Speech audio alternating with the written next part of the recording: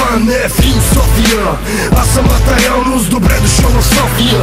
Българи, турчуля на едно, жълтури всички заедно с мангалите. Такъв е живота по кварталите, а вие в 8 вечерта кмета ми го фалите. Цел ден пенсионерите не слизат от трава, там е топло, за разлика от техната стая. Така ли къде бе? 20 години криза ни е бебе.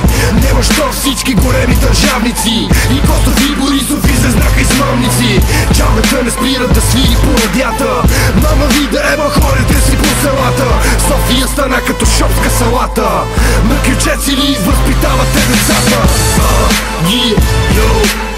Добре дошъл в София де Жанейро.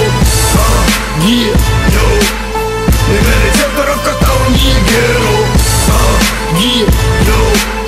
Добре дошъл в София де Жанейро. Не гледай центъра в Каталония геро.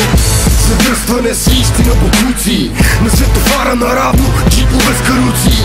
Нахални шофери карат му насрещното, слизат и размерят се и умруци. Забравят, че децата нема спирачки, по асфалто трупове на кучета и мачки.